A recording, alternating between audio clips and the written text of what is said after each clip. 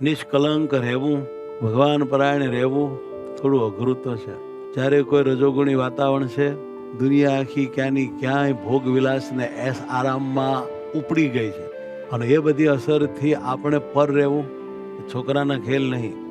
અને એમ ન રહી શકીએ માયાથી પર, વિષયથી પર, તો પરમાત્માનો અનુભવ પણ ન થાય. જેને ભગવાનને પામવું છે, ભગવાનનો અનુભવ કરવો છે, તેને તો ભગવાનની આજ્ઞામાં રહેવું ઘટે છે. આજ્ઞા જ આપણને પાપથી, અધર્મથી, અંતઃશત્રુથી, માયાથી બચાવે છે. માટે જેટલી આજ્ઞા પડે એટલું આપણું ભલું છે.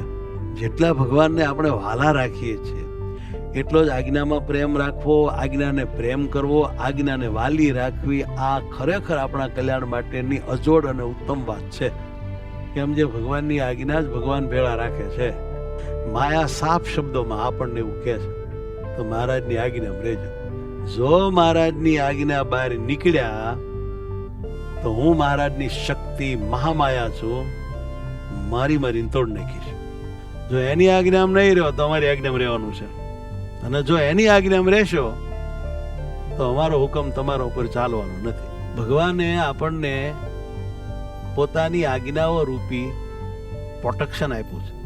આપણે એના સાથમાં રહેવું જોઈએ, એને આપણા સાથમાં રાખવા જોઈએ. એમાં 212 શ્લોક છે, આપણા બોડીગાર્ડ જ છે.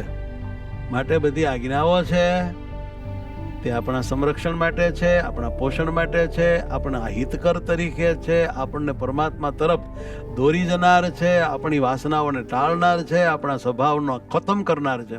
માટે મારે અને તમારે સમજવું જ જોઈએ, જેટલો ભગવાનને પ્રેમ કરીએ છીએ, ભગવાનને ભેટીએ છીએ, ચૂમીએ છીએ, એટલા જ ભગવાનની આજ્ઞાને આપણે પ્રેમ કરવો જોઈએ, ભેટવું જોઈએ, ચૂમવું જોઈએ, ગલે લગાવવી જોઈએ.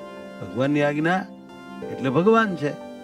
જે ભગવાન અને ભગવાનની આજ્ઞાને જુદા પાડી દે છે એ માણસ ભગવાનની આજ્ઞાને ગૌણ માને છે, અને પછી એ આજ્ઞાનું મહત્વ નથી સમજતો. માટે આજ્ઞા લોપે છે, અને માથે પછી ભગવાન કોપે છે, અને પછી ભગવાન માયાને અંતઃશત્રુઓને બધાને છૂટ આપે છે કે આને લઈ લો બરાબર ઝપટમાં.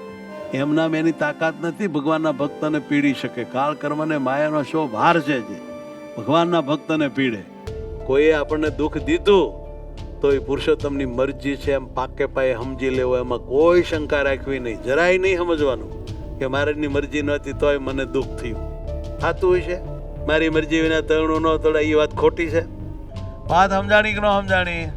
જો આ વાત નહીં સમજીએ ને તો કોઈ દિવસ ભગવાનની સાંગોપાંગ આજ્ઞા પાળી નહીં શકીએ, અને આજ્ઞા પાળી નહીં શકીએ તો કારણ શરીર બાળી નહીં શકીએ, મહારાજનો આનંદ લૂંટી નહીં શકીએ, કલ્યાણ પામી નહીં શકીએ. માટે આજ્ઞા આજ્ઞા આજ્ઞા.